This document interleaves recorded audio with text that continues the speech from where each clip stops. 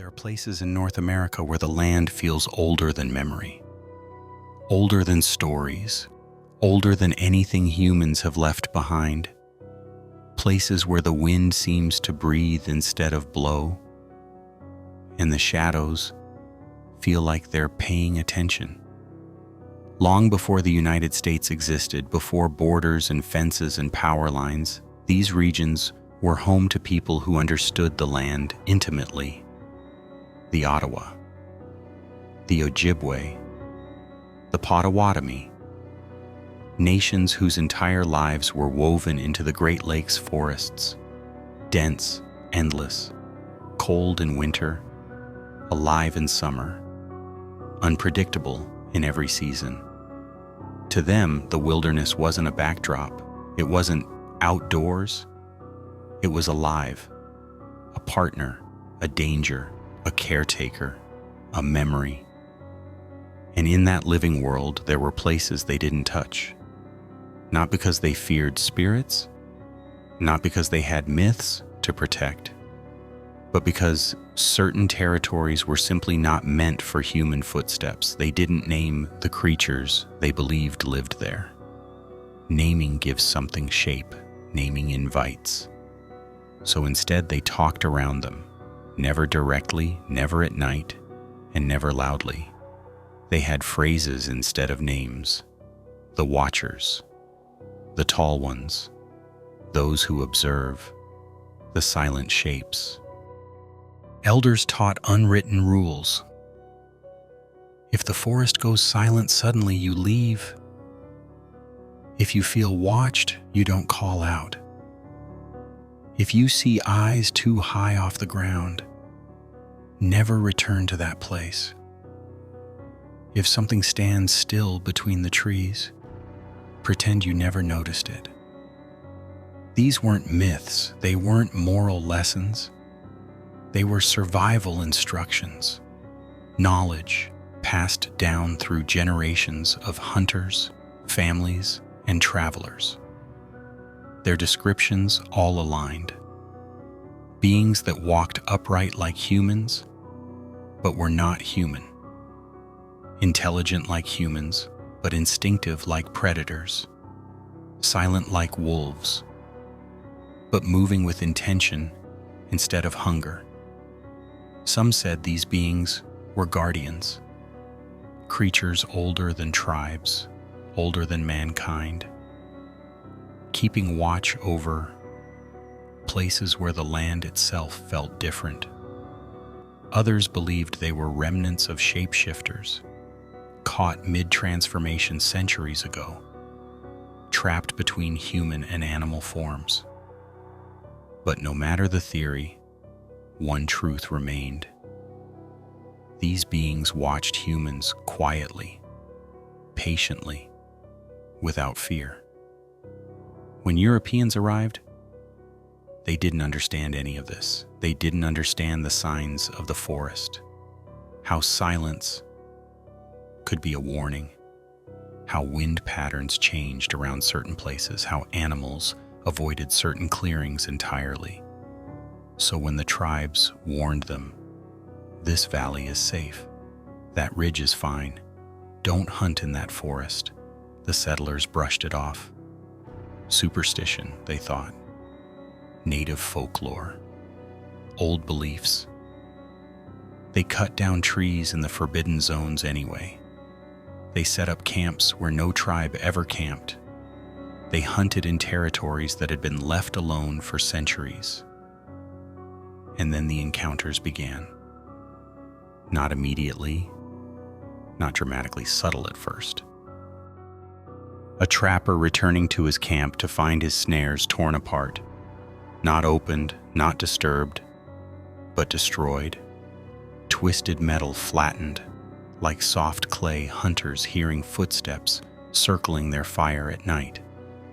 Heavy, deliberate, too even to be a bear. Footprints that appeared human-shaped, but too long, too deep, too wrong. Eyes reflecting firelight from heights no natural animal reached. a silence that fell too fast, too completely, like someone had pressed a mute button on the entire forest. And over time, the settlers learned something the tribes had always known. The land wasn't empty, it was observant. As towns grew and logging camps spread into deeper forests, the encounters became impossible to ignore. One of the earliest written accounts, still whispered in Michigan folklore, came from 1887. Two lumberjacks in Wexford County were sharpening axes when the forest fell silent. The sudden kind of silence. The "something's here" kind. Then a figure stepped between the trees. Tall, broad shoulders, long arms. Head shaped wrong. Too elongated. Too pointed, too canine. Walking upright like a man, but with movements too smooth, too balanced, too deliberate. It didn't charge. It didn't run. It didn't speak. It just watched them. Long enough for both men to take in every impossible detail. Long enough to burn the image into their minds. Long enough to make them abandon the logging job, leave their equipment behind, and flee the region entirely. This wasn't the only sighting, not even close. Throughout the late 1800s, similar stories spread quietly. A surveyor spotting eyes in the tree line, far too wide apart for any known animal. A farmer finding enormous prints circling his barn in perfect silence. A hunter watching a tall figure stride across a river against the current. Each account different in detail, identical in essence. A bipedal creature, wolf-like head, human-like torso, tall, silent, watching. But here's the part modern audiences overlook. Back then, no one called it a Dogman. No one used that name. No tribes, no settlers, no lumberjacks, no hunters. The creature didn't have a name yet, not until a century later. For now, it was just that thing. Whatever's in the woods. The one that watches. A presence everyone felt and no one understood. By the early 1900s, as towns expanded and farmland grew, sightings continued, not decreasing but changing. More confident, closer to roads, closer to barns, closer to humans. Farmers began losing livestock in ways that didn't match wolves or bears. No blood, no tracks, just absence. Footprints appeared and vanished without transition, like something walked a few steps and then stopped existing. Dogs refused to leave porches. Some refused to go outside at all. By this point, entire communities whispered the same thing. There's something in those woods. But still, no name, no category, no explanation. Just a growing unease that the tribe's warnings had been right all along. And as the century moved forward, the creature stepped closer and closer to the edge of human life. Closer than anyone realized. Closer than anyone was prepared for. By the early 1900s, Michigan was changing faster than the land could keep up, with railroads cut through valleys that had once been forbidden ground.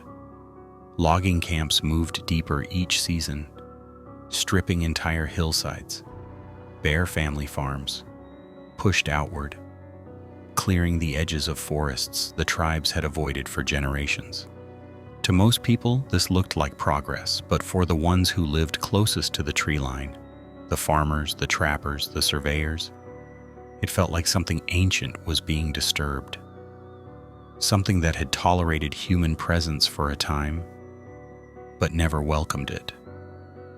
The strange encounters from the late 1800s didn't fade with modernization, they simply shifted.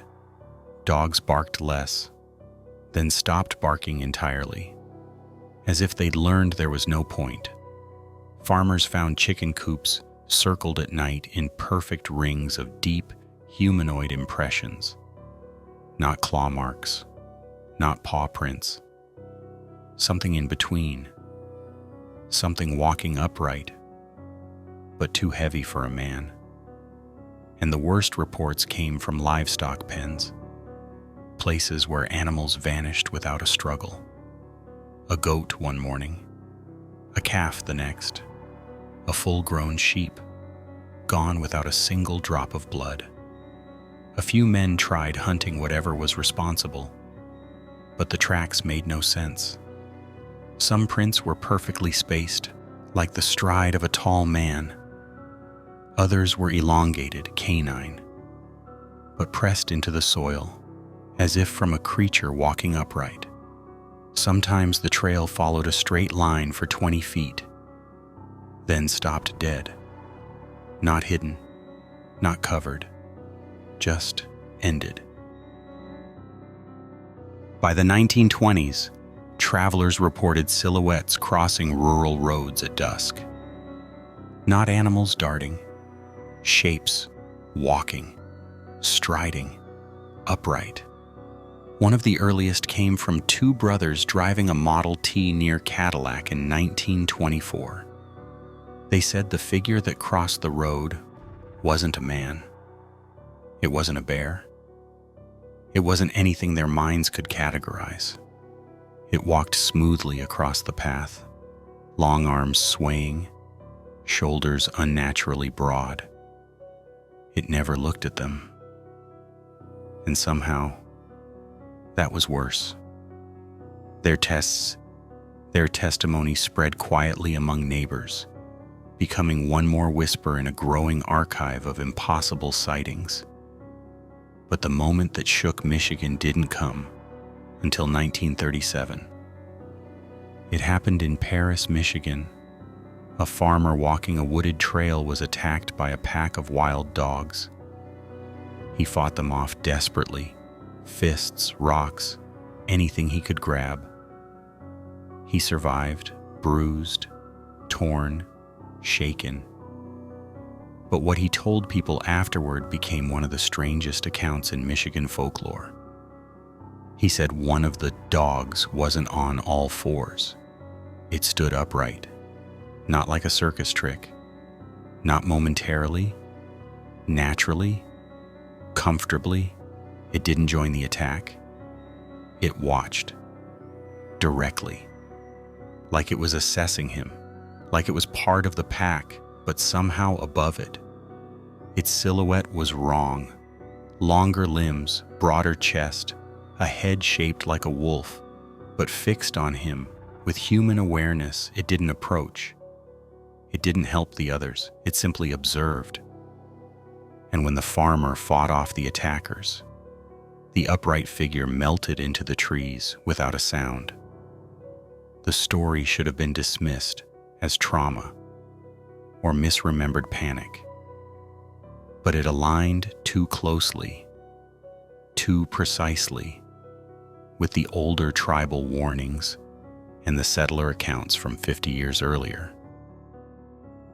By the 1940s and 50s, sightings became less dramatic but more frequent. Hunters reported seeing tall shapes standing motionless between trees at dawn, shapes that slipped away the second they tried to focus their eyes. Campers woke to deep footprints circling their tents in perfect silence. Rangers found game trails abandoned without reason, as if prey animals avoided certain paths instinctively. This era brought a strange consistency to the descriptions. Tall, bipedal, canine head, long arms, human-like torso, and total, complete silence.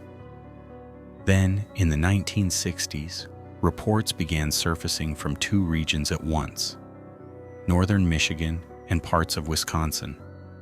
Both described the same creature, same appearance, same impossible movement. Some even described seeing more than one. In 1968, a man fishing near the Muskegon River saw a figure crouched on the opposite bank. At first, he thought it was a large dog, but then it stood up. He said the head was unmistakably canine, but the shoulders were human-shaped, and the posture was straight, not hunched. It turned, looked at him across the water, and walked backward into the trees, never breaking eye contact. In the 1970s, loggers started reporting a chilling new pattern: heavy bipedal footsteps pacing around camps at night. Slow, steady, perfectly controlled. Like something circling a perimeter, like something inspecting. And by the late 70s, the fear that had simmered for decades started growing into something else: recognition. People from different counties who'd never met, never spoken, never even heard each other's stories, were describing the same impossible creature.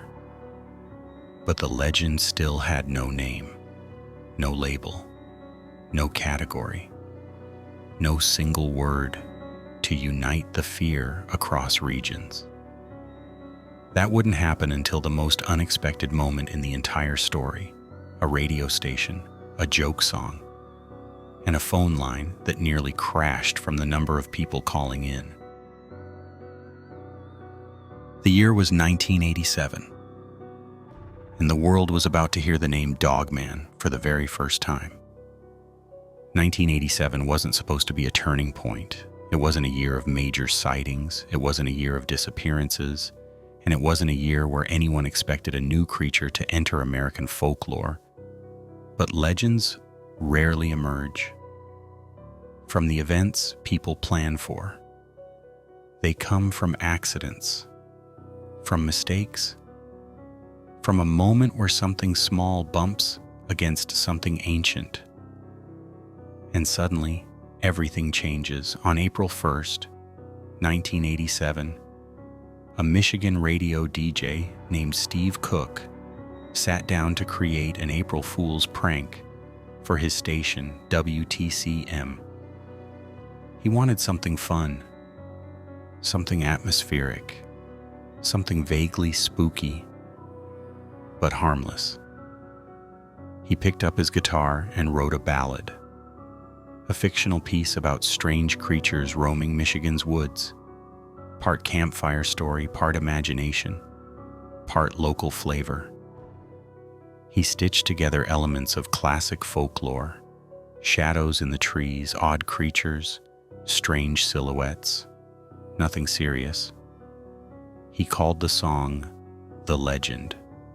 It aired once, just once, and Steve expected a few laughs, maybe a couple of curious calls. He didn't expect what happened next.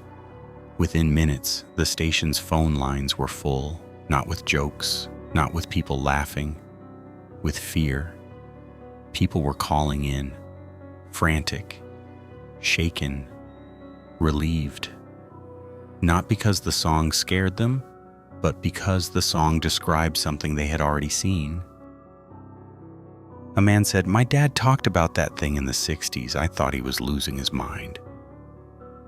A woman whispered, "I saw it when I was a kid. I've never told anyone. I didn't know how to explain it."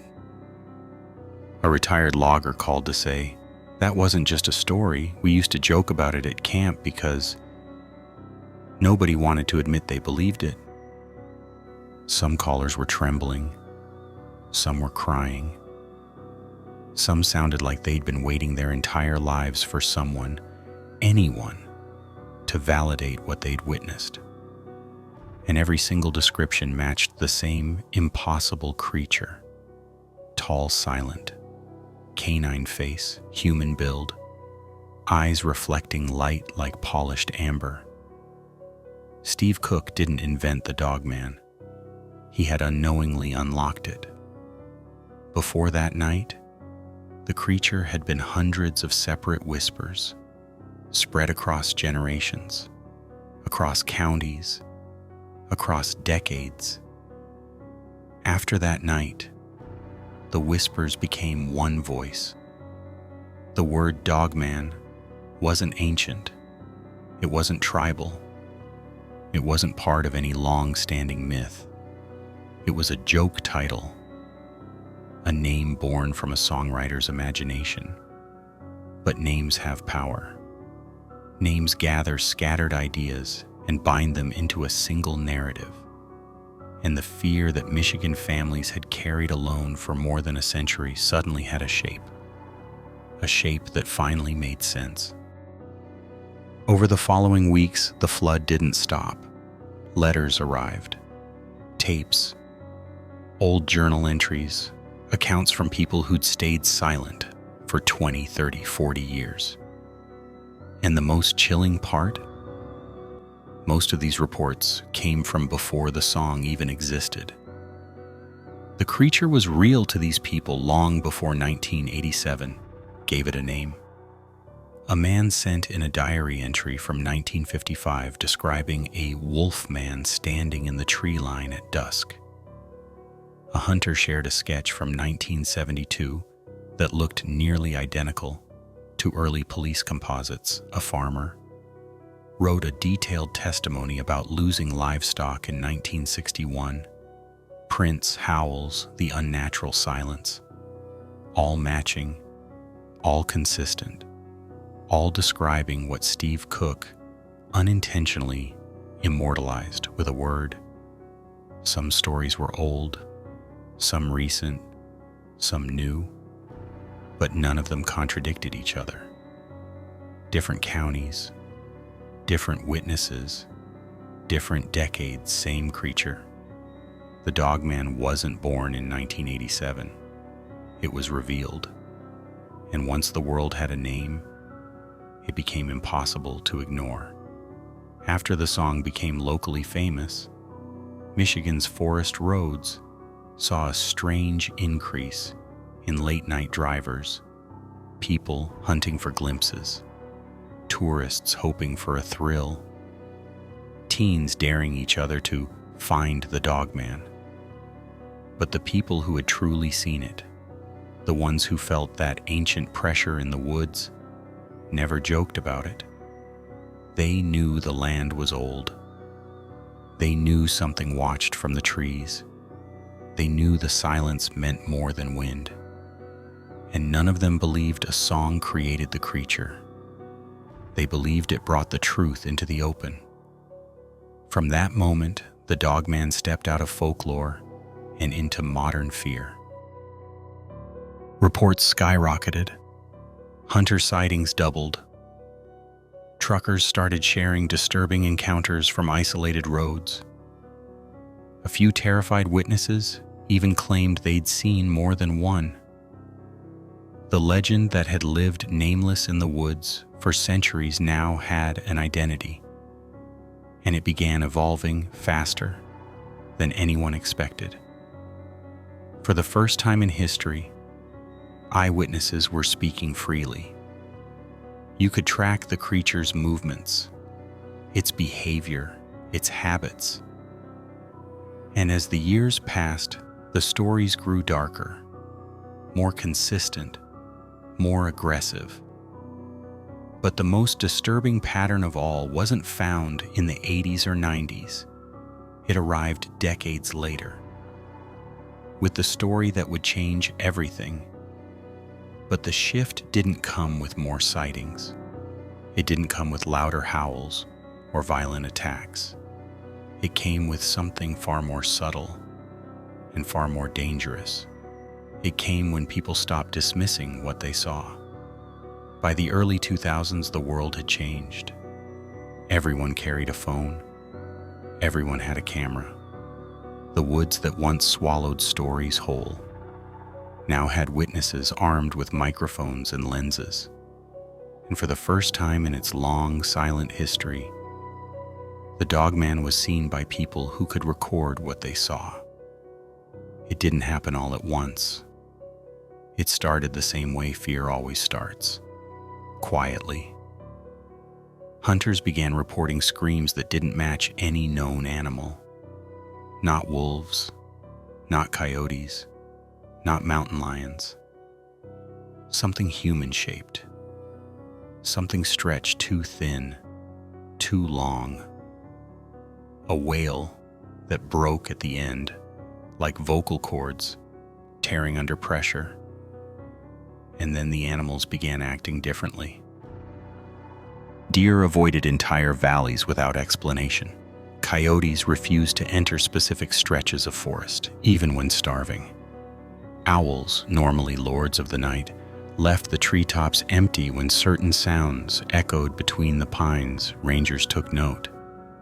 Biologists shrugged. Locals understood. Something was moving again. Not more. Just closer. For the first time, campers at modern sites woke to find footprints pressed deep into the soft earth around their tents. Prints that began nowhere and ended nowhere, as if the creature stepped out of the night itself and stepped back into it.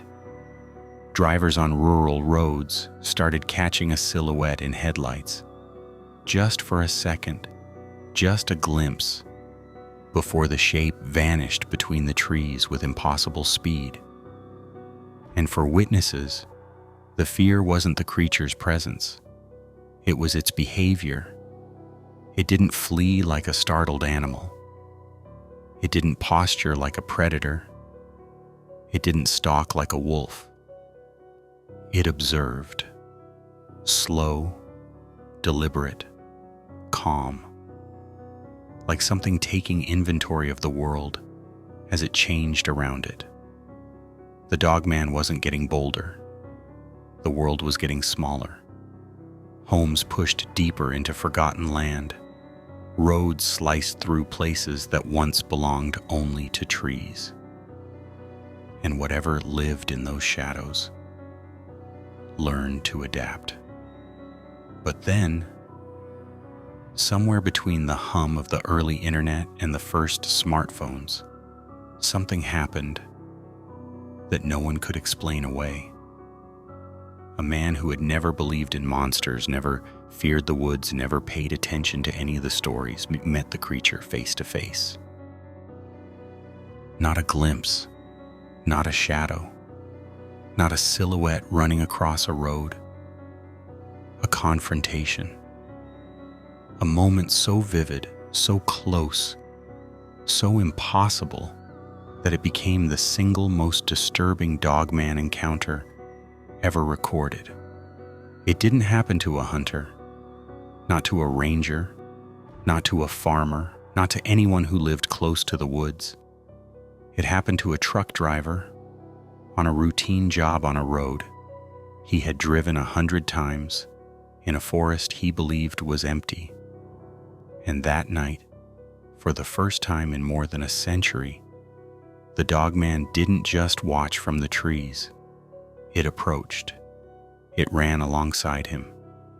It looked into his cab. And what happened next would ignite the modern era of the legend. Because his encounter spread faster than any campfire story ever could. It spread online. And the world listened.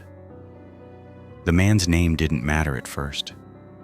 He was just another driver on a night route, moving cargo from one Michigan mill to another, like he had for years. He wasn't superstitious. He wasn't nervous. He knew those roads like the back of his hand. And that night began like every other. The forest was still, the sky low and clouded. His headlights cut through the dark in a narrow tunnel of pale gold. And the only sound was the constant hum of the engine, a rhythm he'd grown too used to. But somewhere along that stretch of old service road, something shifted. Not outside, inside. A feeling, small at first, then heavy. a presence he couldn't explain. Not fear, not paranoia, just a sense that the forest around him had changed. He wouldn't even describe it as danger. It was awareness, like he was no longer alone.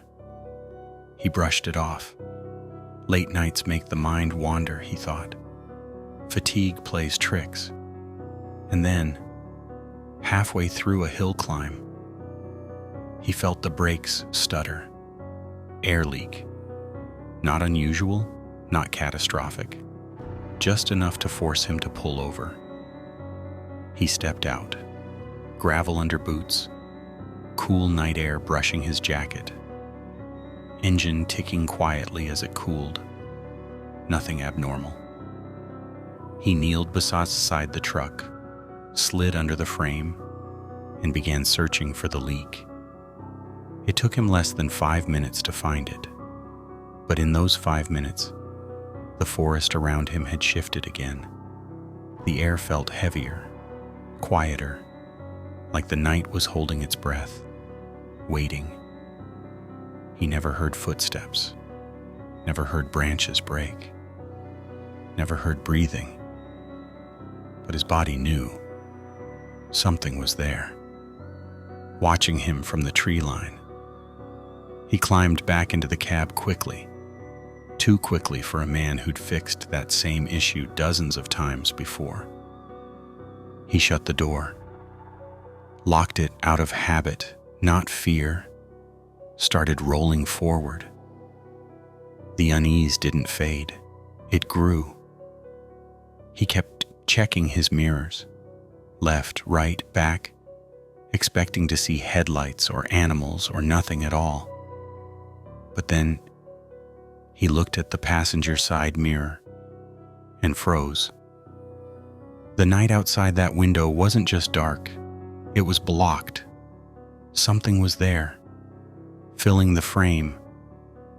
Huge, tall, moving in perfect rhythm with the truck as it climbed the hill. At first he thought it was a trick of light. Then the shape leaned closer. A head. A massive, wolf-like head, level with the cab window.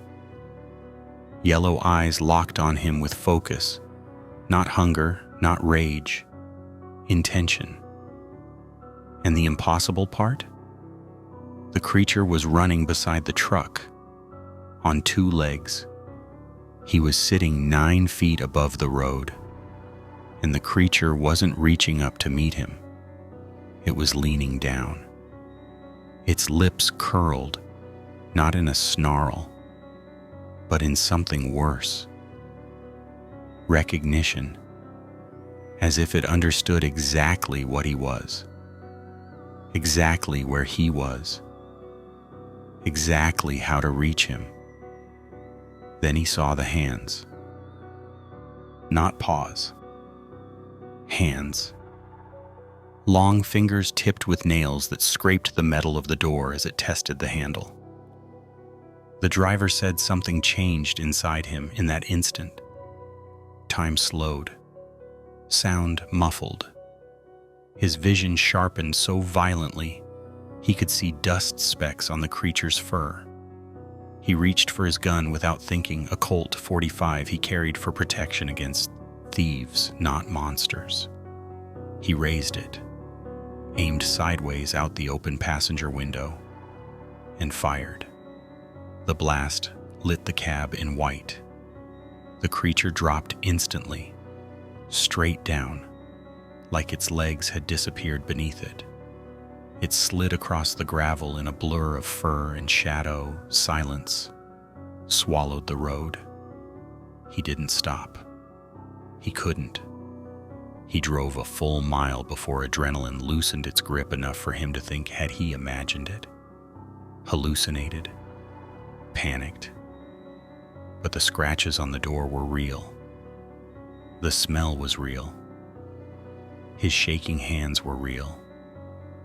He turned the truck around. He had to know. Driving back down the hill felt like descending into a nightmare.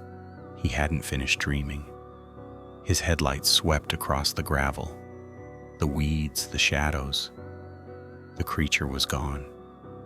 No body, no blood, no drag marks, just flattened grass where something heavy had fallen.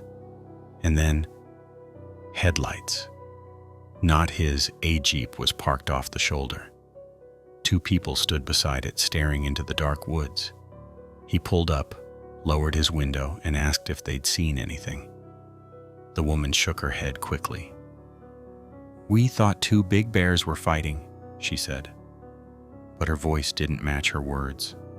She sounded like someone describing what she wished she'd seen, not what she actually saw.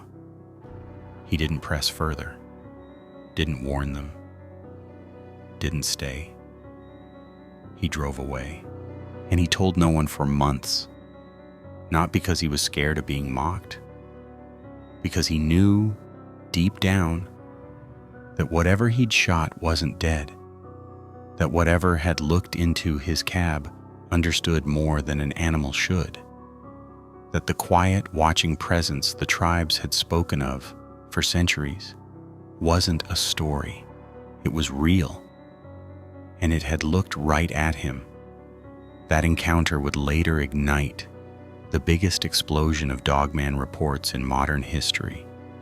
Online, on forums, in ranger logs, in emergency calls. But the most disturbing part of his story isn't the creature. It's what happened months later, when someone else showed up, not a hunter, not a ranger, not a journalist.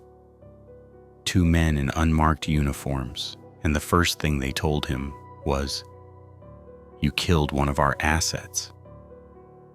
The trucker said that after hearing those words, everything inside him went cold.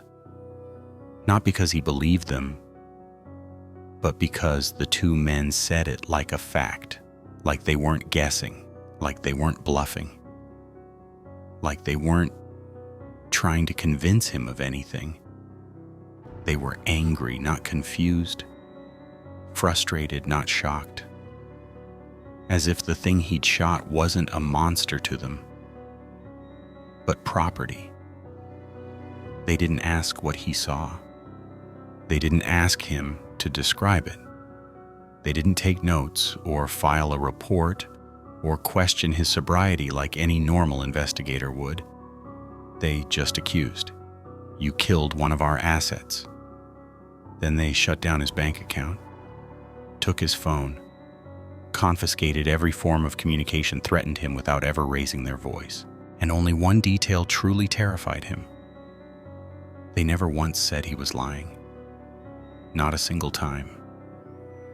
They treated the story as if everything he said was true. The creature running beside his truck, the door handle being pulled, the eyes, the size, the fall, the impossible speed. They didn't dispute any of it. They only cared about one thing.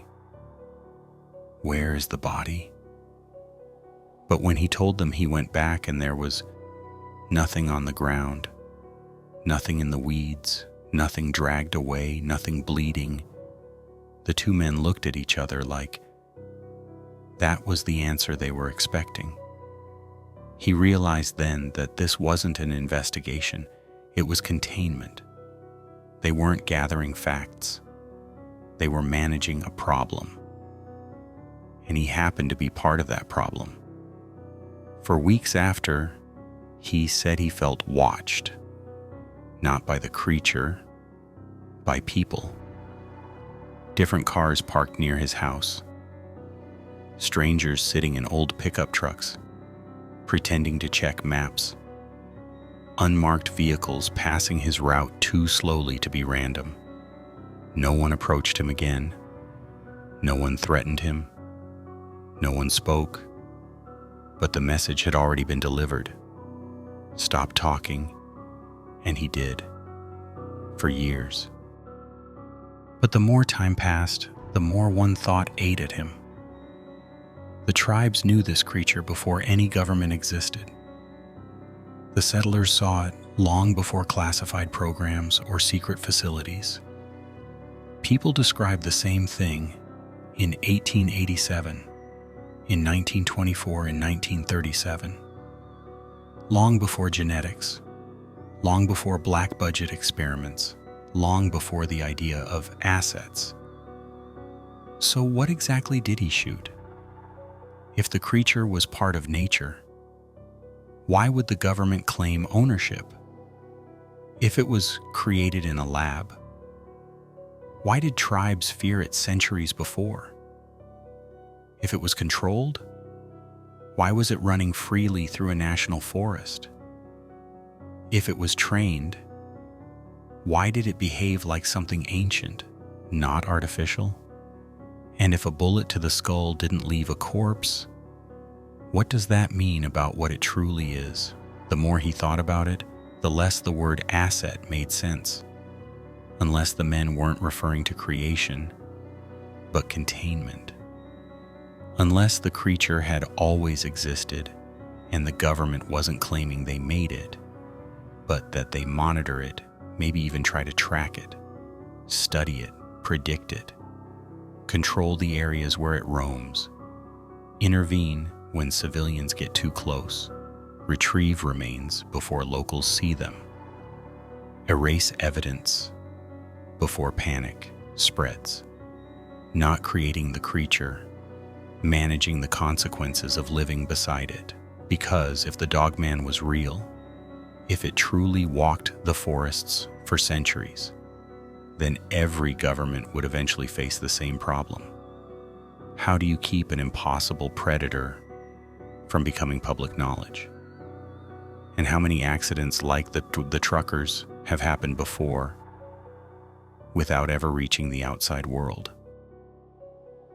After that encounter, Michigan changed. Not officially, not publicly, but in the woods, in the silence, people felt something tightening again. Witnesses became more confident. Sightings came closer to towns. Hunters reported new screams. Drivers captured silhouettes on dash cameras. And the line between legend and reality blurred so thin that even skeptics started avoiding certain roads after dark. The trucker never saw the creature again, but the story he tried to bury would become the spark that reignited the modern era of Dogman encounters. Because after his story leaked online, people who had stayed silent for years finally stepped forward. And what they described wasn't calmer, wasn't safer, wasn't distant. It was the beginning of the most active period of sightings in the creature's entire recorded history. What came next didn't feel like folklore anymore. Folklore belongs to the past. This belonged to the present. After the truckers' encounter, something unsettling happened across Michigan. Quiet at first, like a change in air pressure before a storm. People began reporting things they couldn't explain, but they weren't reporting them with embarrassment anymore. They were reporting them with certainty. Because once a creature enters recorded history, it doesn't stay in the shadows the same way. Throughout the 2010s and early 2020s, strange accounts began surfacing again. Not in dusty archives, not in campfire stories, but in texts, phone videos, emergency calls, hunting forums, police scanners, wildlife surveys. The creature that had once appeared in glimpses, in flashes between trees and second-hand retellings, began showing itself in ways that felt intentional, not more frequent, more confident.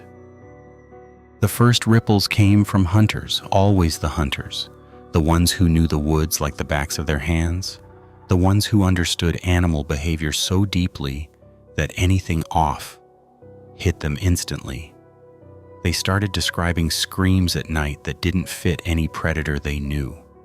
Not wolves, not cougars, not foxes. Something deeper, longer, filled with a chest resonance that felt too large for any natural creature. One hunter near Reed City said it best. It sounded like a man being torn in half, but no man has lungs big enough to make that sound. Audio recordings started appearing online, grainy, eerie, shaky, but hauntingly consistent. Experts analyzed them. Unknown animal vocalization, potential wolf with deformities, suspected hoax. But beneath the skepticism was something else, a hesitation. Like the people reviewing the audio, weren't entirely convinced by their own explanations. Sightings began migrating too, no longer confined to Michigan. Reports echoed across northern Wisconsin, Minnesota, Ontario. Not hundreds. Just enough to feel like something was moving, stretching beyond old borders, tracing the same deep forests that once connected tribal territories, long before state lines existed. And then came the encounters that didn't feel like accidents. Drivers on rural highways began reporting tall figures pacing their cars from the tree line, never approaching, never revealing fully, but matching speed like a predator studying motion. Campers woke to enormous prints circling their tents, prints that vanished at the edge of clearings as if the creature stepped into silence itself. Even seasoned rangers, people who weren't supposed to believe in anything they couldn't tag, tranquilize, or document, began avoiding certain paths after dusk. But the strangest shift wasn't in the sightings themselves. It was in the behavior. Witnesses started describing the same expression again and again: awareness. Not instinct, not hunger, not confusion. Awareness. As if the creature had grown tired of observing from a distance, as if it was edging closer, testing something, adjusting to a world now filled with cameras, headlights, engines, and people who finally knew its name. Some encounters felt almost investigative. A man fixing a trail camera behind his cabin found it ripped off the tree the next morning, crushed in a way no bear could do without leaving claw marks. A fisherman near the Muskegon River said he felt something. Watching him, turned and saw a tall silhouette standing against the waterline, not approaching, just studying him with a tilt of the head that looked disturbingly human. And then there were the aborted break-ins. Farmers reported barn doors rattling, not violently like a bear, but testing, trying handles, trying latches, trying human mechanisms, the way a child experiments with objects for the first time. The creature wasn't revealing itself. It wasn't hunting people, but it was observing them more closely, more boldly, as if humans were no longer the ones doing the discovering. We were the ones being evaluated. And for the first time since the earliest tribal warnings, people began to feel it again. That ancient pressure in your chest sense that something in the tree line was not just alive, but aware in a way that didn't belong to animals. Stories from the early 2020s began describing the same posture the tribes had spoken of generations ago. Upright, still, watching, not approaching, as if choosing whether to remain hidden in a changing world or step into it. But the most unsettling detail wasn't the creature's shape. It wasn't the height, the silence, the intelligence. It was the feeling witnesses described afterward, a feeling older than fear, older than understanding, a feeling like something ancient was waking up again, and we weren't ready for it. It didn't take long before technology, phones, dash cams, trail cameras, began feeding the legend in a new way. Not with proof. Proof would have ended the story, but with something far more dangerous: possibility. For decades, people claimed the creature avoided cameras. Maybe because it feared them, maybe because it understood what they meant, maybe because it simply didn't care to be seen. But behavior began changing around 2020. Trail cameras started capturing brief distortions, shadows shaped wrong, too tall, too narrow, too sharp at the jawline. Not enough to identify, just enough to unsettle. Hunters found cameras pulled from trees and smashed into the dirt. Not bitten, not torn, just destroyed with a force that seemed deliberate and controlled.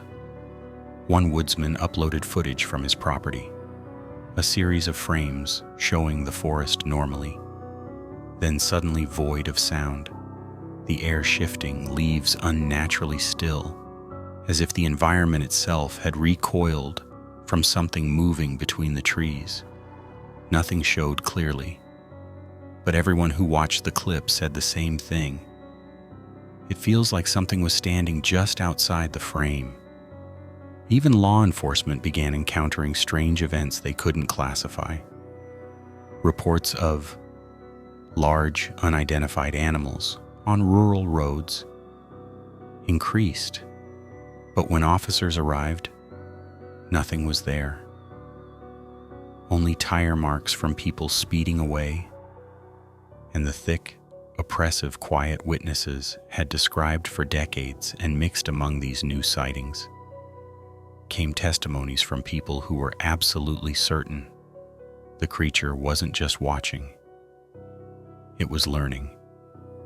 A farmer near Big Rapids reported that his barn latch had been lifted, not broken, not scratched, lifted, a mechanism too complex for any natural predator. Another man found his garbage cans opened with precision, as if someone with fingers, not paws, had investigated what was inside. The scariest account came from a pair of snowmobilers who accidentally veered off a wooded trail and found themselves near a half-frozen swamp.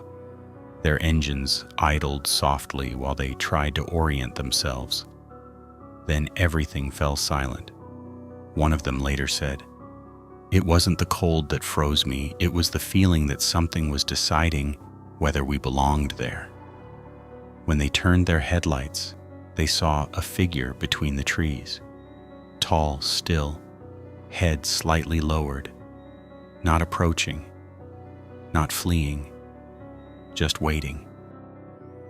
By the time they accelerated away, they were convinced of one thing: they hadn't stumbled onto an animal's territory.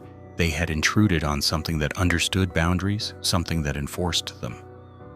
As more stories circulated, investigators, real ones, not thrill chasers, began to notice a pattern in the creature's behavior. It appeared most often when humans crossed lines they didn't realize existed. Entering too deep, staying too late, breaking the unspoken rules the tribes had carved into memory centuries ago. This wasn't coincidence, this wasn't random, this was intelligence. An intelligence that had tolerated humanity as long as humans respected the old boundaries, but had begun reacting differently as the world grew louder, brighter, more intrusive. Electric lights pushed deeper into forests, construction carved new paths, people explored with drones, with off-road vehicles, with technology the creature couldn't have understood a century ago. And so its behavior evolved in response. Observers saw it more often. Drivers caught a glimpse in headlights for longer. Hunters encountered it at closer distances, not because it was becoming reckless, but because it was becoming familiar with us. The same intelligence that allowed it to remain hidden for hundreds of years was now learning how to navigate a world filled with screens, engines, metal, and light. It wasn't being cornered. It was adapting. And adaptation leads to something worse than fear, expectation. If a creature evolves alongside humans, watching their behavior, learning their routines, studying their tools, then sooner or later, it stops reacting to us and starts anticipating us. That's what witnesses began describing without realizing it. Not a predator, not a monster, not a myth. A presence that understood patterns of travel, habits of hunters, rhythms of rural towns. A presence that stepped closer when people crossed forbidden ground, but didn't retreat when they didn't. The closer humans got to its world, the more it mirrored them, standing upright longer, observing longer, retreating less quickly, venturing closer to barns, porches, roads, as if the creature knew humans weren't going to stop moving into the forest, so the forest, whatever lived in it, had to decide how to respond. Some nights that decision felt like patience, other nights like curiosity, and a few times it felt like warning. The old tribal rules still held true. When the forest falls silent, something is near. When your skin prickles before your mind registers movement, something is watching. When the night feels aware, something ancient is awake. And now, for the first time, people began to accept something the tribes had known all along. None of this was myth, it was survival. Because the creature that had watched humans from behind trees for centuries wasn't retreating anymore. It was coming closer, closer than anyone ever imagined, closer than anyone is comfortable admitting. And the world, loud, bright, careless, had no idea what it had awakened. As sightings increased, so did something far more unsettling. The sense that the creature wasn't just appearing more often, it was appearing with purpose. People started noticing that the Dogman wasn't simply drifting across roads or standing in tree lines out of curiosity. It was showing up in moments that involved trespass, expansion, intrusion. All the things the tribes had warned about generations earlier. A wildlife researcher near Ludington set up audio gear to study nocturnal predators. He didn't capture wolves. He didn't capture coyotes. What he recorded instead was a low, rhythmic breathing, steady, heavy, controlled, circling the microphone without ever stepping on a single branch. He played it for biologists. They said no known animal moved with that combination of quietness and presence. A sheriff's deputy in Baldwin responded to a 911 call from a couple who claimed something was watching their house from the tree line. He arrived thinking it was a bear, but bears don't stand still for 7 minutes without shifting their weight. And bears don't step backward into the forest without making a sound. His radio log simply read, "Large unknown animal, avoid area." Officers don't write that unless they're afraid of being laughed at. He wasn't laughing. He never spoke of it again. Rangers from different counties, decades apart, all reported the same thing. A sudden drop in forest noise. Total silence, right before spotting a tall figure between distant pines. The figure never approached, never chased, never attacked. It simply watched, then vanished. Not ran, not fled, vanished. Some people began to theorize that this wasn't a predator defending territory. This was a sentinel, a watcher older than the tribes, older than the settlers, older than the maps humans stapled to the earth. And if that was true, then the sightings weren't random. They were reactions. Reactions to floods of humans entering forbidden ground, building cabins where sacred land once stood, turning hunting paths into ATV trails, cutting roads where the forest had never been interrupted. The closer mankind moved toward the center of these ancient territories, the closer something else moved toward mankind. Every year, more footage surfaced. Not clear footage. Never clear. The Dogman behaved like it understood how cameras worked, appearing in angles cameras didn't fully cover, moving in shadows, just bright enough to scare but too dark to prove. One video from a snowbound trail camera showed a bipedal silhouette standing between trees in a blizzard, unmoving despite the wind whipping snow sideways at 40 miles per hour. Another showed a creature crossing a ridge on two legs, arms swinging too long and too low to be human. And another, taken from inside a barn, captured something breathing against the wood as if smelling the air inside, before the breathing stopped mid-sound, like whatever was there had realized it was being recorded. Experts dismissed the clips. Skeptics mocked them. But one thing became impossible to deny. They all described the exact same creature people had seen since the 1800s: long arms, canine head, human posture, predatory silence, intentional movement. Not a legend evolving, a legend remaining consistent. And then came the testimonies that didn't fit any biological explanation. A hiker near Oscoda said he watched the creature step behind a tree trunk that wasn't wide enough to hide a person. Yet, when he looked again, the creature was gone. A hunter swore. He shot at it, not to kill, but to scare it away. And the creature reacted, not like an animal hit by gunfire, but like something that understood the concept of being targeted. A family camping near Reed City claimed they heard something pacing in a perfect circle around their tent for hours. Not sniffing, not approaching, just walking a boundary, like the creature was drawing a line they weren't allowed to cross.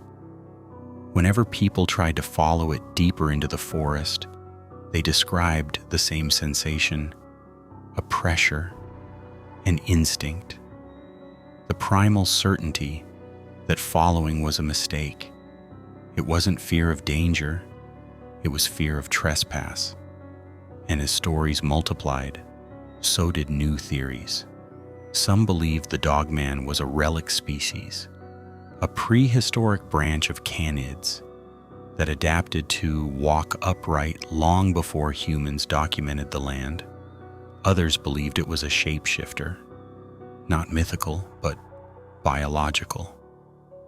Something trapped between evolution and instinct, unable to fully resemble a wolf or a human. A few whispered that it wasn't from here at all, that the places where it appeared were thin, regions where the natural world overlapped with something older and stranger. But the most disturbing theory wasn't supernatural. It was simple. The Dogman was adapting to us, watching us, learning us, understanding us. It had survived untouched forests. Then it survived hunters. Then it survived towns, roads, headlights. Each era forced it to evolve, not physically, but behaviorally, like a creature that had been observing humanity for centuries and no longer feared what it saw. Witnesses said the same thing over and over. It didn't act like an animal. It acted like it was thinking. It knew exactly what it was doing. By the mid-2020s, one thing had become clear. Humans were no longer the only ones studying the Dogman. The Dogman was studying us. And whatever intelligence was behind those amber eyes, it wasn't done watching. It was only getting closer. Over time, a new realization began to form. Slow, quiet, unsettling. People weren't just seeing the Dogman more often. They were seeing it in places humans should have made impossible. Near suburbs, near highways, near houses with floodlights and security cameras. The creature wasn't staying in the deep forest anymore. It was inching closer to civilization, as if the boundary between its world and ours was dissolving. A man near Traverse City saw the creature standing at the edge of his backyard at 3 a.m., not moving, not hiding, just watching the house. His motion lights didn't scare it. His shouting didn't scare it. Even when he fired a warning shot into the air, the creature stepped back, not in fear, but in annoyance, like a homeowner shooing away a stray dog. Another witness, a woman near Ironwood, said she spotted the creature walking the length of her property line, not wandering, not stalking, following the exact border, like it understood what property meant, like it knew where the line was drawn, and respected it almost deliberately. Stories like these began repeating in areas far from the traditional Dogman hotspots. It wasn't just northern Michigan anymore. Sightings appeared near the UP, near Wisconsin, even into Ontario, as if the creature or creatures were expanding their patrol, not hunting, not migrating, expanding. Some experts theorized that human encroachment had pushed the Dogman out of its territory, but that didn't make sense. Predators flee humans. They avoid highways, they avoid light, they avoid noise. This creature did the opposite. Where humans built deeper into the forest, it followed. Where towns expanded outward, sightings increased around their edges. Where suburbs replaced empty land, residents reported tapping on windows, silhouettes at fences, eyes reflecting from bushes at night. It wasn't retreating, it was adjusting. One wildlife technician put it best: either it's losing fear of humans, or it never had any in the first place. That theory terrified people because it matched the oldest tribal warnings. If it watches you, do not acknowledge it. If you acknowledge it, it will follow you. For decades, people assumed those were spiritual beliefs, superstitions rooted in old stories. Now, they sounded like behavioral notes, rules for survival, instincts passed down because someone, long ago, had broken them. And then came something no one expected, a surge of sightings near human structures that should have deterred any animal.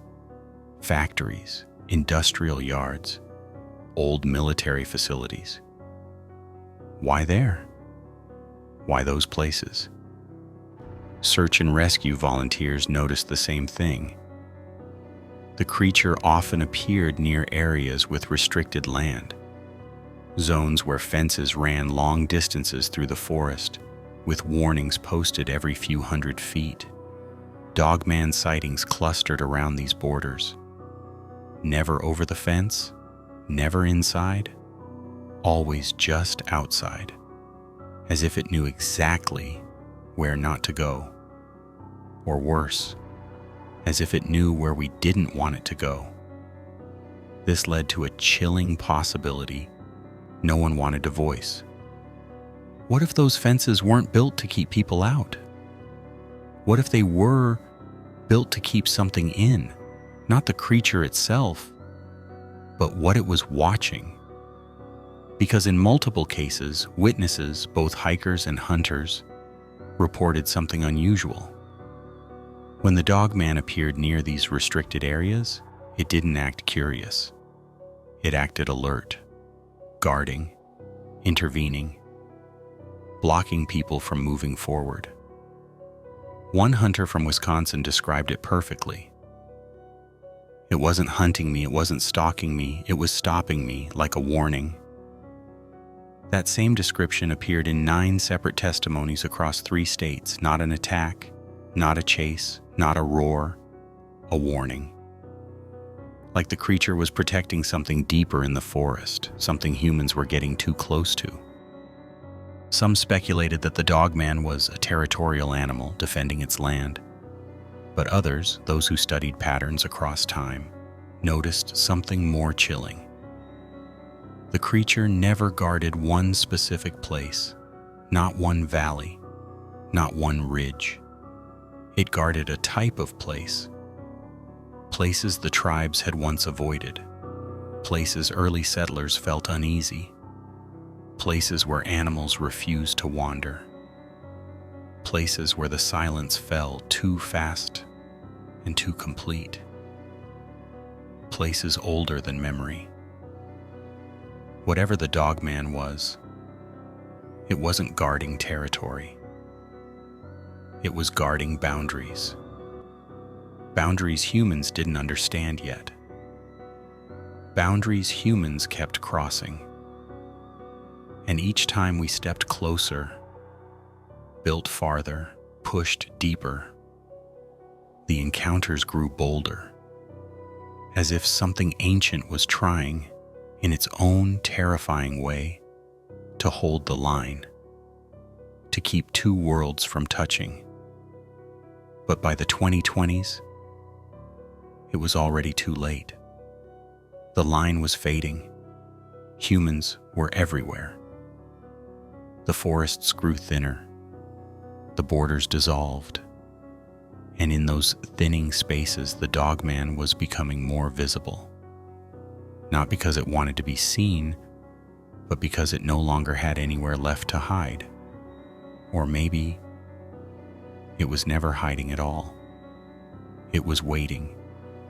And now, with the world expanding faster than the wilderness shrinking, it was stepping forward, not as a myth, not as a legend, not as a story whispered by tribes and truckers, but as something real, something intelligent, something reacting, something claiming the last pieces of a world most people forgotten was never ours. Some people tried to convince themselves that all these modern sightings were nothing more than misidentifications. Bears, wolves, large dogs, stress, isolation, overactive imagination. But deep down, anyone who had ever seen the creature, even for a second, knew the truth. There was no animal alive that moved like that. No animal that stood like that.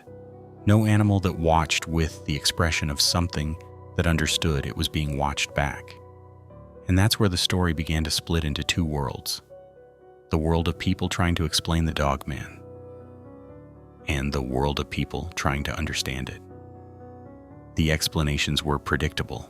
Misidentified wolves. Except wolves don't stand upright for minutes at a time. They don't open door handles. They don't follow property lines. Bears with mange. Except bears don't walk on 2 legs, with their arms hanging like human arms. They don't pace around tents silently. They don't stare into car windows from 9 feet off the ground. Hoaxes. Except hoaxes don't leave identical tracks in 3 different states. They don't appear in police logs from the 1930s. They don't show up in Ottawa stories older than the United States itself. And the biggest problem, the sightings didn't stop after that trucker's encounter. They change. They felt more deliberate, more coordinated, more aware. Even skeptics noticed the shift. Too many unrelated people describing the same behaviors, the same mannerisms, the same expression in the creature's eyes, and then came something no one could fully explain. The Dogman stopped being just a creature. It became a pattern, not one animal living in the forest, but something behaving the same way across multiple regions, multiple decades, multiple generations of witnesses. Almost like a species. But how could a species remain unseen for centuries? How could something that stands nearly 7 to 10 feet tall not leave a fossil record? How could it remain so consistent in shape and behavior across hundreds of encounters? That's when the theories began evolving. Not from folklore, but from the witnesses themselves. Some believed the Dogman wasn't a predator at all, that it wasn't hunting, it wasn't attacking, it wasn't even curious, it was regulating, watching how far humans were pushing into old land, monitoring the borders between civilization and wilderness, intervening only when someone crossed into a place they shouldn't. That matched everything. The tribe's warnings, the settlers' stories, the modern encounters, and even the trucker's nightmare. In every story, one researcher said, the Dogman doesn't come out of nowhere, it appears when humans push too far. And the encounters around restricted land made that theory more disturbing because if the Dogman wasn't protecting itself, what was it protecting and from who? People began connecting the dots, the boundaries the tribes avoided, the areas hunters disappear in the military fences in the middle of nowhere, the places where animals never go, the spots where the silence drops like a curtain. They all overlapped like puzzle pieces forming a shape no one could fully see yet. A hidden geography, a map older than any town, a territory still being guarded by something that existed long before the first cabin was ever built. And if that's true, then the Dogman isn't a monster, it's a sentinel, a gatekeeper between two worlds. The world humans think they control and the world that existed long before us, a world that doesn't want to be found. But these are just theories, ideas, attempts to explain the unexplainable. Some believe the Dogman is a remnant of an ancient species. Some believe it's a shapeshifter. Some believe it crosses through places where reality wears thin. Some believe the trucker shot a government-engineered hybrid. Some believe he shot something older, something the government was trying to keep hidden, not create. And others believe the truth is simpler. The Dogman has always been here. We just weren't supposed to see it. Not until now. Not until we pushed it out of the shadows. Not until the forests shrank and the old boundaries faded. Whatever this creature is, whatever intelligence drives it, whatever purpose it has guarded for centuries, it is no longer watching from a distance. It is closer than it has ever been. In backyards, on roadsides, in the gaps between suburb lights, at the edges of places where houses meet the tree line. And witnesses say the same thing today that the tribes said generations ago. When the forest goes quiet, it's because something is already standing there. The question no one can answer is the one that matters most. If the Dogman spent centuries watching humans, what happens now that humans are finally watching back? Because legends don't survive this long by accident, and creatures don't stay hidden unless they have a reason. And whatever reason kept the Dogman in the shadows for so long might not hold much longer. In the end, it doesn't matter what you believe. The tribes warned us long before we understood.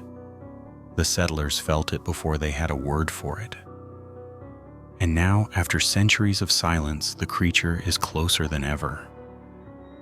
Call it myth, call it legend, call it Dogman. But remember this: every story, every witness, every scream, every pair of eyes glowing at the tree line, points to one truth. Something ancient still walks in those forests, and when the woods go quiet, when every sound dies at once, when you feel the weight of something watching you, you're not imagining it, you're not alone. You've just stepped into a place that never belonged to humans, and whatever guards it has finally noticed you. Subscribe and walk deeper in the dark.